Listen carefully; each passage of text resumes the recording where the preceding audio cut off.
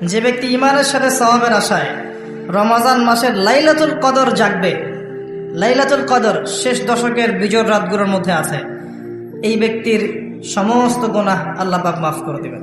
Specifically বলা নাই 27শে রমজানই লাইলাতুল কদর হবে, স্পেসিফিকলি বলার সুযোগ নাই, মিস হতে পারে। নবীজি বলেছেন শেষ দশকের বেজোড় রাত 21, 23, 25, 27, 29 যে কোনো একটা রাত লাইলাতুল কদর হবে। এক রাত ইবাদত করবেন, সারা হাজার হাজার মাস ইবাদত করার নেকি পেয়ে যাবেন ইনশাআল্লাহ তাআলা। ওই সময় আল্লাহ পাক প্রথম আসমানে নেমে আসেন, সুবহানাল্লাহ, এসে বলেন কে আমাকে ডাকবে, আমি তার ডাকে সাড়া দিব। কে আছে আমার কাছে কিছু চাইবে, আমি তোমার চাওয়া পূরণ করব। কে আছো আমার কাছে ক্ষমা চাইবে, আমি তোমাকে ক্ষমা করে দেব। আল্লাহ পাক ফজর পর্যন্ত এটা বলতে থাকে। এক হচ্ছে লাইলাতুল কদর তালাশ করবেন। আর লাইলাতুল কদর তালাশ করতে হলে শেষ দশকটা ইতিকাফ করার চেষ্টা করেন। ইতিকাফ করতে পারলে আপনি লাইলাতুল কদর পেয়ে যাবেন ইনশাআল্লাহ। স্পেসিফিকলি বলা নাই 27শে রমজানই লাইলাতুল কদর হবে, স্পেসিফিকলি বলার সুযোগ নাই, মিস হতে পারে। নবীজি বলেছেন শেষ দশকের বেজোড় রাত 21, 23, 25, 27, 29 যে কোনো একটা রাত লাইলাতুল কদর হবে। এক রাত ইবাদত করবেন, সারা হাজার হাজার মাস ইবাদত করার নেকি পেয়ে যাবেন ইনশাআল্লাহ তাআলা। এই রাতে দোয়া করলে দোয়া কবুল হয়ে যায়। আল্লাহ পাক আমাদেরকে লাইলাতুল কদর পাওয়ার তৌফিক দান করুন, ইতিকাফ করার তৌফিক দান করুন। আমিন। আরেকটা কাজ যেখান থেকে আমি আসবো, কোরআনময় রমাদানে, রমজান মাসে সবচেয়ে বড় যে কাজটা, এটা দিয়ে শেষ করছি, শোনেন, এখানে একটু সময় নেব, আমি একটু ধৈর্য ধরেন। রমজান মাসের সবচেয়ে বড় কাজ এবং রমজান মাস যে কারণে মহামান্বিত বা মহিমান্বিত, শব্দটা হয়তো আমি ভুল বলেছি, তো সেটা হচ্ছে আল কোরআনুল কারীম। রমজান মাস সেই মাস যেই মাসে কোরআন নাজিল করা হয়েছে। কি কারণে রমজান মাস এত ফজিলতময়? প্রশ্নটা কি একটা যৌক্তিক প্রশ্ন না? শাবান মাসে কেন এত কিছু নয়? রজব মাসে নয় কেন? রমজান মাসেই কেন? উত্তর একটা উত্তর, যে শাহরু রমাদানাল্লাযী উনজিলা ফীহিল কোরআন। রমজান সেই মাস যেই মাসে আমি কোরআন নাজিল করেছি। কি জন্য নাজিল করেছেন আল্লাহ পাক? হুদাল লিন্নাস, এটা মানব জাতির জন্য হেদায়েত, ওয়া বাইয়িনাতিন মিনাল হুদা, এবং এটা সুস্পষ্ট একটা প্রমাণ, ওয়াল ফুরকান, এবং সত্য মিথ্যার মানদণ্ড, ইলা আখিরিল আয়াত। সূরা কদরে আল্লাহ বলছেন ইন্না আনজালনাহু ফি লাইলাতুল কদর, আমি লাইলাতুল কদরে কোরআন নাজিল করেছি। আর কদর কোন মাসে? শাবানে না রজবে না রমজানে? তাহলে রমজান মাসে কোরআন নাজিল হয়েছে, প্রমাণ হলো। তো যেটা বলছিলাম, আমরা কিন্তু জানি খুব ভালো করে যে আমরা কি কি পাপ করেছি। এই পাপগুলোকে একটু খাতার মধ্যে লিস্ট করতে হবে, পারবেন? নিজের বড় বড় পাপগুলোকে খাতায় লিস্ট করতে পারবেন? পারা যাবে ইনশাআল্লাহ। ছোটখাটো পাপের কথা বাদ দেন, ছোটখাটো পাপ আল্লাহ পাক ওযু করলে মাফ করে দেন। ওযু করলে পাপ মাফ হয়ে যায়। নামাজের জন্য হেঁটে যাচ্ছেন, পাপ মাফ হয়ে যায়। আপনি এই যে আপনার পায়ের মধ্যে একটা কাঁটা ফুটেছে, পাপ মাফ হয়ে গেছে। আপনি জ্বর আসছে, আপনার জ্বর, আপনার গুনাহ মাফ হয়ে যাচ্ছে। আপনি মুসাফা করছেন আমার সাথে, আপনার গুনাহ ঝরে যাচ্ছে, আমার গুনাহ ঝরে যাচ্ছে। ছোটখাটো পাপ মাফের অসংখ্য পদ্ধতি আছে, আল্লাহ পাক দিয়ে দিয়েছেন আমাদেরকে। কিন্তু কবিরা গুনাহ, বড় বড় কবিরা গুনাহ খাঁটি তওবা করা ছাড়া মাফ হবে না। আমি কি বোঝাতে পারছি? কবিরা গুনাহ খাঁটি তওবা না করলে মাফ হবে না। এই রমজানে আমাদের কবিরা গুনার লিস্ট আমাদেরকে করতে হবে, নিজের আমলনামার লিস্ট নিজেকে করতে হবে।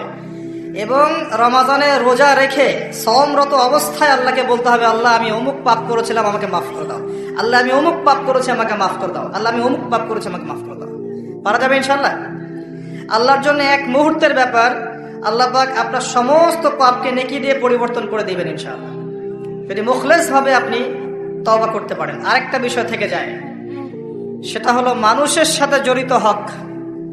অনেক সময় দেখা যায় কাউকে গালি দিয়েছে, কাউকে অপবাদ দিয়েছে, কারো সম্মানহানি করেছে, কাউকে মিথ্যা অপবাদ দিয়েছে, কারো প্রতি হিংসা করেছে, বিদ্বেষ রেখেছে, কারো সম্পদ আত্মসাৎ করেছে, কারো জিনিস চুরি করেছে, ছিনতাই করেছে বা ডাকাতি করেছে, বা কারো সম্পদ আত্মসাৎ করে নিজের পেটে ভরেছে, প্রতিবেশীর জমি মেরে দিয়েছে, দুই প্রতিবেশী চাষের জমি জোর করে জবরদখল করেছে। এক কথায় মানুষের সম্মান জান মালের সাথে জড়িত যে পাপ, এই পাপ আল্লাহর কাছে মাফ হবে না। কাবা ঘরের গেলাফ ধরে কানলেও আপনি আমাকে যে মিথ্যা অপবাদটা দিয়েছেন এটা মাফ হবে না যতক্ষণ না আমি মাফ করছি। কথা কি বুঝতে পারছেন?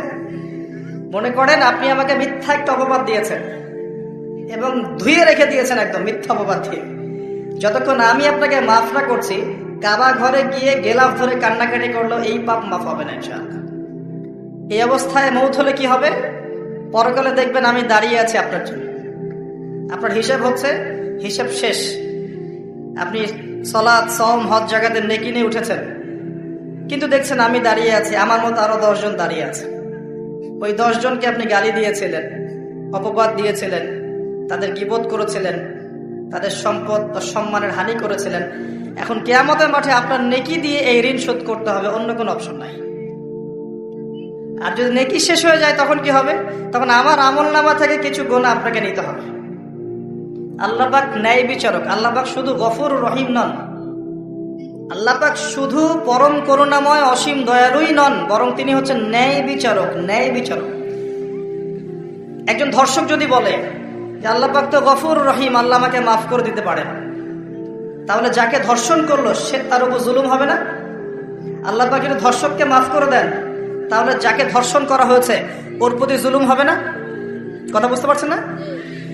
মনে করেন আপনি নাউজুবিল্লাহ কারো সম্পদ আত্মসাৎ করেছেন, এখন আল্লাহ যদি আপনাকে মাফ করে দেন, তাহলে এই যে যার সম্পদ আপনি আত্মসাৎ করেছেন এর উপরে জুলুম করা হচ্ছে না?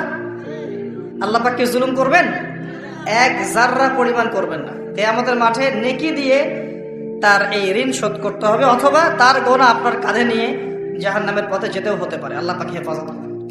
এই জন্য সবসময় সতর্ক থাকবেন আপনার যারা যেন মানুষের হক নষ্ট না হয়। মানুষ আপনাকে গালি দেখ, থাপ্পড় মারুক, জমি আত্মসাৎ করে ফেলুক, হক নষ্ট করুক, কি করে করুক, আপনি তারটা করতে যান না। যারা করছে আপনি লাভবান। আপনি কেমন করে লাভবান? আপনি অসংখ্য নেকি পাচ্ছেন, আপনি জানছেনও না। যেই আপনার বিরুদ্ধে মনে করেন আপনি নিষ্পাপ, আপনি মাজলুম, আপনি কোনো অন্যায় করেন নাই, আপনার বিরুদ্ধে জুলুম করা হচ্ছে, অপবাদ দেওয়া হচ্ছে, আপনাকে আন্ডারস্টিমেট করা হচ্ছে, ইত্যাদি ইত্যাদি, আপনি বসে বসে নেকি পাচ্ছেন, বসে বসে নেকি পাচ্ছেন। এবং পরকালে কিয়ামতের মাঠে উঠে দেখবেন অসংখ্য নেকি অটোমেটিক আপনার আমলনামে চলে আসবে। তখন তারা আফসোস করবে দুনিয়াতে এই কাজগুলো না করে ভালো কিছু করলে ভালো হতো। যাই হোক, মানুষের সাথে জড়িত পাপ আল্লাহর কাছে মাফ হবে না। এই কারণে এই রমজান মাসে ওই লিস্টের মধ্যে থাকবে আমি কার কার ক্ষতি করেছি, থাকবেই। কিন্তু যতটুকু মনে পড়ে, যতটুকু মনে পড়ে লিখে ফেলবেন, সুযোগ থাকলে সেটা ফেরত দিয়ে দিবেন।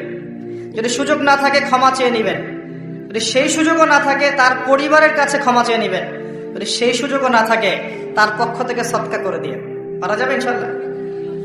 সেই সুযোগও নাই, তাহলে হাতটা তুলে তার জন্য দোয়া করবেন, আল্লাহ আমি আমার অমুক ভাইকে মিথ্যা অপবাদ দিয়েছিলাম, আল্লাহ তুমি তাকে মাফ করে দিও।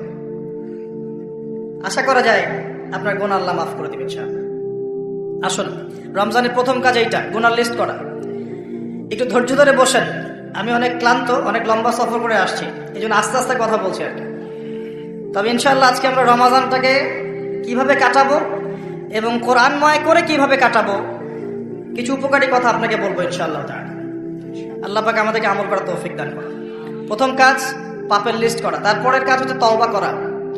রমজানে আমরা তওবা করব যে আল্লাহ পাক আমি দুনিয়াতে যত পাপ করেছি, জানা অজানা, ছোট বড়, প্রকাশ্য গোপন, যত পাপ করেছি, যা আমি জানি, যা আমি জানি না, যা তুমি আমার চেয়ে ভালো জানো, আল্লাহ মাফ করে দাও। পারা যাবে ইনশাআল্লাহ?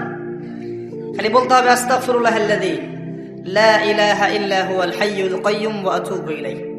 এটা পড়বেন। অথবা আল্লাহুম্মা আনতা রাব্বী লা ইলাহা ইল্লা আনতা খালাকতানি আনা আবদুক ওয়া আনা আলা আহদিক ওয়া ওয়া'দিকা মাস্তাতা'তু আউযু বিকা মিন শাররি মা সানা'তু আবু'ু লাক বিনি'মাতিকা আলাইয়া ওয়া আবু'ু বিযানবি ফাগফিরলি ফাইন্নাহু লা ইয়াগফিরু যুনুবা ইল্লা আনতা। পারা যাবে ইনশাআল্লাহ? হিসনুল মুসলিম, গুগল প্লে স্টোরে যান, একটা অ্যাপস আছে হিসনুল মুসলিম, একটা বই আছে, এটা কিনেন, সমস্ত দোয়া এখানে দেয়া আছে, দেখবেন আর পড়বেন, পকেটের মধ্যে রাখবেন, দেখবেন, পড়বেন। পড়া যাবে ইনশাআল্লাহ? ইনশাআল্লাহ। এরপরে তওবার পরে কি? তওবার পরে রমজান মাসের বাজার আগে করব। এখন শাবান মাস চলছে, হাতে যতটুকু টাকা পয়সা আছে বা জমানো কিছু টাকা তো আছে, এখান থেকে আপনি রমজান মাসের বাজার করবেন। রমজান মাসে আপনি বেশি বেশি বাজারে যাবেন না। ওই মাসে যেটা আর্ন করবেন সেটা জমিয়ে রাখবেন, সমস্যা নাই।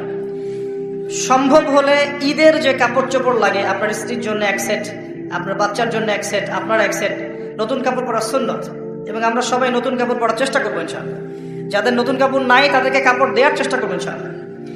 এটাও কিনে রাখতে পারেন আগে ভাগেই।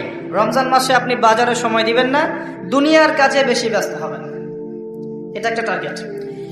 এরপর আপনি রমজান মাসে একটা প্রজেক্ট হাতে নেবেন যে আমার মতো বহু মুসলিম সমাজে আছে যাদের পুরো মাস চলার মতো টাকা পয়সা নাই, আছে না?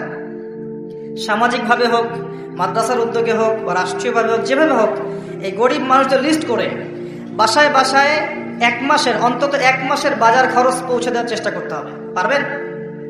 পারবেন না? এক মাসের বাজার কত টাকা লাগে? 2000, 3000। নিত্য প্রয়োজনীয় কথা বলছি, সব তো দিতে পারবেন না। 2-3 হাজার, 4000। এর মধ্যে সে চাল পাবে, ডাল পাবে, ছোলা বুট পাবে, তেল পাবে।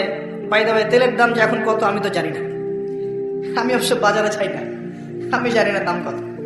তবে একটা ফেসবুক স্ক্রল করতে গিয়ে একটা ভিডিও আসলো, দেখলাম যে দেখে খুব হাসি বের হলো আর কি। যে বাড়ির গিন্নি সে কড়াই ধরে আছে, আর বাড়ির কর্তা ওই তেলের বোতলটাকে তালা দিয়ে লক করে রেখেছে আর কি। তো গিন্নি এসে বলছে আজকে রান্না করবো, তেল দাও। সে উঠলো, উঠে লক খুললো, লক খুলে যে কৌটাটা আছে, যে কৌটার মুখটাতে এক কর্ক তেল ঢেলে এই আপনার কড়াইতে দিল, যে এটা দিয়ে আজকে চালাও। তো আল্লাহ পাক আমাদের এক শ্রেণীর অসৎ ব্যবসায়ীদেরকে হেদায়েত করুক, যারা কৃত্রিম সংকট তৈরি করে জিনিসপত্রের দাম বাড়ায়। আল্লাহ পাক এদেরকে হেদায়েত করুক। কঠিন শাস্তির আওতায় আনা উচিত। যদি এটা ওমর রাদিয়াল্লাহু আনহুর শাসন হতো, দেখতেন শাস্তি কাকে বলে, প্রকাশ্যে শাস্তি দিত তারা। যদি এটা ওমর রাদিয়াল্লাহু আনহুর যুগ হতো, তাহলে দেখতেন শাস্তি কাকে বলে। ওমর ইবনুল খাত্তাব রাদিয়াল্লাহু আনহুর একজন ছেলে একটা অন্যায় করেছিল, সম্ভবত তিনি মদ পান করেছিলেন, সম্ভবত। কাজী দোররা দিচ্ছে 80 বেত্রাঘাত, দোররা আস্তে আস্তে দিয়েছে। আমিরুল মুমিনিনের ছেলে, জোরে মারা যাবে না। ওমর রাদিয়াল্লাহু আনহু নিজে উঠে গিয়ে সেই দোররা হাতে নিয়ে নিজে পিটানো শুরু করলেন। দোররা মারা শেষ হওয়ার আগেই ছেলে ডেড, স্পট ডেড। কথা কি বুঝতে পারছেন? এবার ছেলেকে দাফন করলেন। দাফন করে বাকি দোররা যে কটা বাকি ছিল, এই বাকি দোররাগুলো তার কবরের উপরে মারছে। মারার পরে আল্লাহকে বলছে, আল্লাহ আমাকে মাফ করে দিও, হয়তো আমি ন্যায় বিচার করতে পারলাম না। আমাকে বুঝাতে পারছি ভাই? এটা তার শাসন। এরকম শাসন আবার আসবে ইনশাআল্লাহ। মনে করবেন না যে আসবে না। যা দেখছেন সবকিছু থাকবে না, এগুলোর কিছুই থাকবে না। পুরো বিশ্বে যা দেখছেন, এই আমেরিকা, এই আপনার ইসরায়েল, এই রাশিয়া, যে চায়না, এই যে ন্যাটো, আপনার ইউনাইটেড নেশনস, যা দেখছেন সব কিছু ধ্বংস হয়ে যাবে ইনশাআল্লাহ। এটাই বাস্তব। কুদিয়াল আমর, লেখা হয়ে গেছে কোরআনে এবং সুন্নায়। এবং বাইতুল মাকদাস বা মাকদিস যে যাই বলেন, জেরুজালেম থেকে নবী ঈসা ইবনে মারিয়াম আবারও সেই রকম একটা শাসন চালু করবেন ইনশাআল্লাহ পৃথিবীতে। বিশ্বাস হচ্ছে না? দেখতে থাকেন সামনে কি হয়। পরাশক্তিগুলো ধ্বংস হয়ে যাবে। যাই হোক, আজকে ওই দিকে যাচ্ছি না, টপিক ওইটা না। যেটা বলছি, বাজার করে ফেলেন এবং প্রজেক্ট নেবেন। যারা দরিদ্র দুস্থ, এদের পরিবারে আমরা পার পরিবার একটা করে প্যাকেজ পাঠিয়ে দেব, যেখানে নিত্য প্রয়োজনীয় দ্রব্য থাকবে। তারাও যেন রমজান মাসে খেয়ে পরে বাঁচতে পারে। পারা যাবে ইনশাআল্লাহ? চেষ্টা করেন, আল্লাহ পাক আপনার রিজিকে বরকত দিবেন ইনশাআল্লাহ। একটা হাদিসে আছে, বান্দা যতক্ষণ অন্য ভাইয়ের সাহায্যে থাকে, আল্লাহ ততক্ষণ ওই বান্দার সাহায্যে থাকে। আর একজন মুসলিম ভাইয়ের প্রয়োজন পূরণ করতে যাওয়া, খালি হেঁটে হেঁটে যাওয়া, এটা মসজিদে নববীতে বসে 12 বছর ইতিকাফ করার চেয়ে বেশি নেকির কাজ।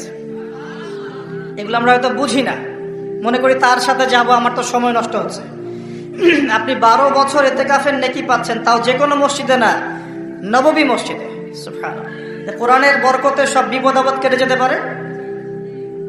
সূরা বনী ইসরাঈল আল্লাহ পাক বলেছেন যে ওয়াইদা ক্বরা'তাল কুরআন, হে নবী আপনি যখন কোরআন তেলাওয়াত করবেন বা করেন, জাআলনা বাইনাকা ওয়া বাইনাল্লাযীনা লা ইউমিনুনা বিল আখিরাহ হিজাবান মাসতুরা, যখন আপনি কোরআন তেলাওয়াত করেন তখন আপনার এবং ওই জগৎ, যেই জগৎটা আল্লাহ এবং পরকালে বিশ্বাস করে না, এদের মাঝখানে মানে ইমানদার এবং এর শত্রুদের মাঝখানে আমি আল্লাহ একটা অদৃশ্য পর্দা স্থাপন করে দিই। সুবহানাল্লাহ। ওই দিক থেকে কোনো ক্ষতি আপনাকে স্পর্শ করতে পারবে না।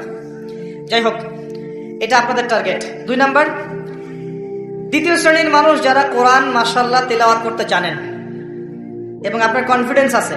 এখানে একটা কথা বলতে ভুলে গিয়েছিলাম যে আপনাকে শয়তান 3 ভাবে বিভ্রান্ত করতে পারে। একটা হচ্ছে শয়তান কিন্তু আপনাকে বোঝাতে পারে যে আপনি অনেক জানেন, আপনার জানার দরকার নাই। এটা শয়তান আপনাকে বোঝাতে পারে। 2 নাম্বার, বোঝাতে পারে যে আপনার দ্বারা হবে না, আপনি পারবেন না। আমার কথাটা মনে রাখেন। 3 নাম্বার, বোঝাতে পারে যে আমার অনেক সময় পড়ে আছে, পরে শিখে নেবে, এত তাড়াহুড়োর কি আছে। এই 3টা অস্ত্র শয়তানের বড় বড়। আরেকটা অস্ত্র আছে 4 নাম্বার, সেটা হলো শিখতে গিয়ে দেখবেন শয়তান ওয়াসওয়াসা দিবে, এই টিচার ভালো না, ওস্তাদ ভালো না। এটা একটা ওয়াসওয়াসা। উস্তাদের হাতে নিজেকে ছেড়ে দিতে হবে, তারপরে সে বুঝবে আপনাকে কোন পথে নিয়ে যেতে হবে। নবী মুসা আলাইহিস সালাম যখন এসেছিলেন খিদর আলাইহিস সালামের কাছে, হাল আত্তাবিউকা আন তুআল্লিমানি মিম্মা উল্লিমতা রুশদা, তিনি এসে বলেছেন, হে খিদর, আমি কি আপনার সাথে থাকতে পারি এই শর্তে যে আল্লাহ আপনাকে যে জ্ঞান শিখিয়েছেন আমাকে শেখাবেন? তখন খিদর আলাইহিস সালাম বলছেন, ইন্নাকা লান তাস্তাতিআ মা'ইয়া সাবরা, তুমি তো আমার সাথে ধৈর্য ধরতে পারবে না। ধৈর্য ধরে ওস্তাদের কাছে সুপর্দ করতে হয়, তারপরে জ্ঞান পাওয়া যাবে ইনশাআল্লাহ। এত অস্থির হলে হবে না। 2 নম্বর শ্রেণী যারা পড়তে পারেন তাদের জন্য নসিহত হচ্ছে, এই রমজান মাসে আপনার টার্গেট এই কিতাব আপনি একবার খতম করবেন, একবার অনলি। পারবেন? অনলি একবার। প্রত্যেক দিন আপনি 1 পারা করে পড়বেন, প্রত্যেক দিন 1 পারা, 30 দিন 30 পারা। সম্ভব? খুব কঠিন? পারা যাবে না? ইনশাআল্লাহ আল্লাহ পাক তৌফিক দান করুন। আবারও বলছি, কোরআন তেলাওয়াত করলে আপনি প্রত্যেক হরফে 10 নেকি পাবেন। আপনি এই কোরআন আপনার পক্ষে সুপারিশ করবে, আপনি সম্মানিত ফেরেশতার সাথে হাসর করবেন। ইন্নাল্লাহা ইয়ারফাউ বিহাযাল কিতাবি আকওয়ামান ওয়া ইয়াদাউ বিহিল আখারিন। বহু সম্প্রদায়কে আল্লাহ পাক এই কোরআনের মাধ্যমে সম্মানিত করেন, অনেককে অপদস্থ করেন। হাফেজে কোরআনদেরকে বলা হবে, ইকরা ওয়ারতাক, তোমরা পড়ে উঠতে থাকো। ফাইন্না মানজিলাতাক, তোমার আসন হবে, মঞ্জিল হবে, ইলা আখিরি আয়াতিন তাকরাউহা, তুমি যেখানে তেলাওয়াত করা থামবে সেখানে জান্নাতে ওই উচ্চ আসনে তোমাকে বসানো হবে। কেউ যদি 500টা আয়াত পড়ে 500 তলা বাড়ি দেওয়া হবে জান্নাতে। কেউ যদি 1000 আয়াত পড়তে পারে 1000 তলা বাড়ি দেওয়া হবে জান্নাতে ইনশাআল্লাহ তাআলা। শেষ করছি আমরা একটু। আর কিছু নেকি আছে, যেমন আপনি যদি সূরা বাকারা পড়েন আপনার ঘরের মধ্যে শয়তান আসবে না ইনশাআল্লাহ, আপনার জীবনে বরকত হবে। আপনি আয়াতুল কুরসি পড়েন প্রত্যেক ফরজ নামাজের পরে, আপনার মৃত্যু ছাড়া জান্নাতে যাওয়ার কোনো বাধা নাই। সূরা মুলক পড়েন রাতের বেলা, এটা আপনাকে কবরের আযাব থেকে বাঁচাবে। সূরা কাহফ পড়েন প্রথম 10 আয়াত শেষ 10 আয়াত, আল্লাহ পাক আপনাকে দাজ্জালের ফিতনা থেকে বাঁচাবে ইনশাআল্লাহ। সূরা ইয়াসিন পড়েন, আপনার হাজত পূর্ণ হয়ে যেতে পারে ইনশাআল্লাহ তাআলা। আপনি সূরা বাকারার শেষের আয়াতগুলো পড়েন 3টা আয়াত, সারা রাত নফল নামাজের নেকি পাবেন। অনেক ফজিলত, এটা বলে শেষ করতে পারবো না, আমি গুটিয়ে নিচ্ছি। যারা কোরআন তেলাওয়াত করতে পারেন তাদের জন্য কোরআনময় রমাদান হচ্ছে, আপনারা কোরআন 1 পারা করে পার ডে পড়বেন, একবার খতম দিবেন। পারা যাবে? আল্লাহ পাক তৌফিক দান করুন। 3 নাম্বার, তারা যারা হাফেজে কোরআন তাদের টাস্ক হচ্ছে এই কোরআন রমাদান মাসে পুরোটা আবার হিফজের চর্চা করবেন। অনেক সময় ইয়াদদাশ কমে যায় না, অনেকে আবার ভুলে যায় না। হাফেজদের প্রতি নসিহত হচ্ছে এই মাসে আপনি পুরো কোরআনটাকে আবার রিগেইন করবেন, রিভাইজ করবেন, চর্চা করবেন, আবার আগের জায়গায় ফিরিয়ে নিয়ে আসবেন। পারবেন ইনশাআল্লাহ? আল্লাহ তৌফিক দান করবেন। এবং সম্ভব হলে তারাবির নামাজ পড়ান। যারা তারাবির নামাজ পড়ায় তারা সৌভাগ্যবান, তারা পুরো কোরআনটা হিফজ করার সুযোগটা পেয়ে যায়। আল্লাহ পাক তাদেরকে তৌফিক দান করুন। এখানে একটা কথা বলবো আমি 1 মিনিটে, যে ইমাম খতিব মুয়াজ্জিন যারা আছেন তাদের ভালো ভাতার ব্যবস্থা করবেন, তাদের পরিবারের ভরণ পোষণের জন্য ভালো অঙ্কের ভাতার ব্যবস্থা করবেন। সবকিছুর দাম বাড়বে, তাদের ভাতা বাড়বে না, এটা হতে পারে না। তাদের জন্য, তাদের পক্ষে যদি কথা বলার কেউ না থাকে, আমি কথা বলছি, তাদের জন্য আপনি ভালো অঙ্কের ভাতার ব্যবস্থা করবেন, তাদেরকে যেন পরিবার নিয়ে টেনশন করতে না হয়। নামাজ পড়াবেন, তারাবি পড়াবেন, খুতবা দিবেন, দিনের প্রচার করবেন, আপনি তার পরিবারের দায়িত্ব নিয়ে নেবেন। পারবেন এটা করতে না পারলে তো আল কোরআন আলো ঘরে ঘরে জ্বলবে না। কোরআনওয়ালা মানুষের যদি সমস্যা থাকে তাহলে কোরআনের কথা কে বলবে? কে নামাজ পড়াবে আর কে আপনাকে তারাবি পড়াবে? তারা অনেক মাজলুম এবং অসহায়, তারা মুখ ফুটে অনেক কথা বলতে পারে না, তাদের পক্ষে কথা বলার মানুষ খুব কম। তাদেরকে ভালো অঙ্কের অনারিয়ামের ব্যবস্থা করবেন, এটা করা উচিত আমাদের সবার। একটি ইমামের বেতন 5,000 10,000 টাকা, কিভাবে সংসার চলবে? সংসার চলতে পারে না। আল্লাহ পাক তাদেরকে প্রশস্ত রিজিকের ব্যবস্থা করুন, আমিন। আমাদের মানসিকতা পরিবর্তন করুন, আমিন। হাফেজ কোরআনদের জন্য এই টাস্ক, আপনারা পুরো কোরআন হিফজ করবেন, চর্চা করবেন এই রমজান মাসে। তারপরে আর 2-3টা বলে শেষ করছি। যারা কোরআন আমরা অর্থ জানি, টুকটাক অর্থ জানি, আমাদের কাজ হচ্ছে এই রমজান মাসে কোরআনের ব্যাকরণগুলোকে ঝালাই করা, আরবি ভাষাটাকে একটু ঝালাই করা, এবং বিশুদ্ধ তাফসীরকে নিয়ে পুরো কোরআন A to Z পুরো কোরআন 1 মাসের মধ্যে অর্থ সহ পড়া। পারবো ইনশাল্লাহ? যারা আমরা অর্থ সহ পড়তে আগ্রহী বা টুকটাক আরবি ব্যাকরণ ভাষা জানি, তাদের উপর দায়িত্ব হচ্ছে এই রমজান মাসে পুরো কোরআনটা অর্থ সহ পড়ার চেষ্টা করা। আল্লাহ পাক আমাকে আপনাদের সবাইকে তৌফিক দান করুন। এখানে আমি একটা সহজ কথা বলছি, শোনেন। আল কোরআনুল কারীমের মধ্যে 600টা পৃষ্ঠা আছে। কয়টা পৃষ্ঠা? এই কিতাবের মধ্যে 600 পৃষ্ঠা আছে। প্রত্যেক 20 পৃষ্ঠায় একটা করে পারা শেষ হয়, এবং প্রত্যেকটা পৃষ্ঠায় আপনি 15টা করে লাইন পাবেন। 15টা করে লাইন পাবেন। প্রত্যেকটা লাইনে আপনি গড়ে 9টা করে শব্দ পাবেন। 9টা শব্দ। কোন লাইনে 10টা থাকতে পারে, কোন লাইনে 8টা থাকতে পারে। গড়ে 10টা শব্দ, 9টা শব্দ থাকবে। এবং এক পৃষ্ঠায় 135 থেকে 140টা শব্দ থাকে। কথা কি বুঝতে পারছেন? এভাবে হিসাব করলে দেখা যায় যে এই 600 পৃষ্ঠার কিতাবের মধ্যে সব মিলিয়ে শব্দ আছে 77,800টা। কতটা? 77,800টা, অ্যাপ্রক্সিমেটলি 78,000 শব্দ। কিন্তু সুসংবাদ হচ্ছে এই সমস্ত শব্দগুলোই নতুন নতুন শব্দ নয়, বরং এই শব্দগুলো বের হয়েছে মাত্র 4,500 শব্দ থেকে। সুবহানাল্লাহ, চিন্তা করতে পারেন? মাত্র 4,500 শব্দ থেকে এই সমস্ত শব্দগুলো বের হয়েছে। এই শব্দগুলো আবার 3 ভাগে বিভক্ত। একগুলো হচ্ছে নাউন্স বা বিশেষ্য বা ইসম, একগুলো হচ্ছে ফেল বা ক্রিয়া, একগুলো আছে হরফ বা প্রিপোজিশন বা অব্যয়, এই টাইপের। এর মধ্যে মাত্র 200 থেকে 300টা মাজদার যদি আপনি জানেন, এবং একটা শব্দ থেকে অনেকগুলো শব্দ তৈরি করার এই ব্যাকরণের টেকনিকটা যদি শিখতে পারেন, আপনি ইনশাআল্লাহ তাআলা অল্প সময়ের মধ্যেই দেখবেন আল কোরআনের মিনিমাম অর্ধেক অর্থ আপনি বুঝতে পারছেন। এটা এত সহজ, আলহামদুলিল্লাহ। অনেকে বলবেন যে এটা তাকে শুনি নাই, নতুন নতুন মেথড আসছে না, FM মেথড, এই মেথড, সেই মেথড আসছে না। আরবি ভাষা নিয়েও চর্চা হয়, মেথড বের হয়। আরবি ভাষা নিয়ে, কোরআন নিয়ে অনেক গবেষণা চলছে, এবং নতুন নতুন অনেক কোর্স এবং বই লঞ্চ হচ্ছে। এগুলো ঘাটাঘাটি করেন, আপনি দেখবেন যে কোরআনটাকে আল্লাহ পাক সহজ করেছেন। আল্লাহ পাক এটাই বলেছেন, ওয়ালাকাদ ইয়াসসারনাল কোরআনা লিযিকরি ফাহাল মিন মুদ্দাকির। কোরআনকে আমি বোঝার জন্য সহজ করেছি, কেউ কি আছো উপদেশ গ্রহণকারী? আপনি এই ব্যাকরণগুলো শেখেন।